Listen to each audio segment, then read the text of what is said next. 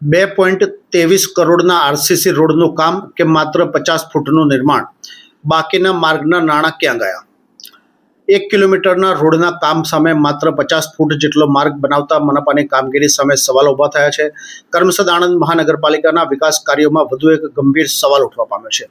વિદ્યાનગરના વિનુકાકા માર્ગથી બ્રહ્માકુમારી સુધીના આશરે 1 કિલોમીટર લાંબા માર્ગને 2.23 કરોડના ખર્ચે આરસીસી બનાવવાની મંજૂરી આપવામાં આવી હતી.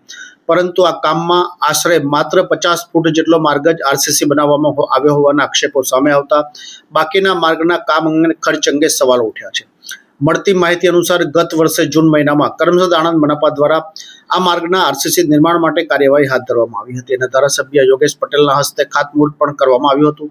જો કે કામ શરૂ થયા બાદ આશરે 1 કિલોમીટર લાંબા માર્ગની સામે માત્ર 50 ફૂટ જેટલો માર્ગ જ આરસીસી બનાવવામાં આવ્યો હોવાના આક્ષેપો થઈ રહ્યા છે.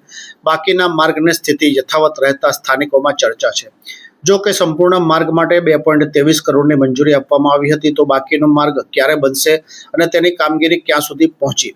આ સાથે મનપાના ઇજનેરી વિભાગની દેખરેખ સામે પણ સવાલો ઊભા થયા છે. કામ મંજૂર થયેલા માપદંડ મુજબનું થયું છે કે નહીં, કેટલું કામ પૂર્ણ થયું છે, કેટલું બિલ ચૂકવાયું છે અને બાકીની રકમની સ્થિતિ શું છે તે અંગે પારદર્શક માહિતી જાહેર કરવાની માંગ ઉઠી છે.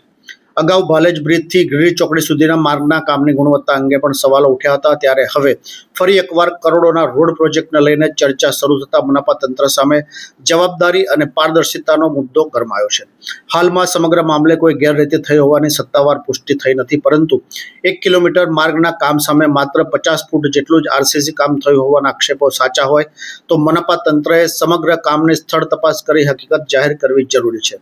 સવાલ સીધો છે, 2.23 કરોડના કામમાં ખરેખર કેટલું કામ થયું, કેટલા બિલ ચૂકવાયા અને બાકીનો માર્ગ ક્યારે બનશે? હવે મનપા તંત્રની સ્પષ્ટતા ઉપર સૌની નજર. ये है हलचल टीवी नेटवर्क और आप देख रहे हैं हलचल टीवी न्यूज.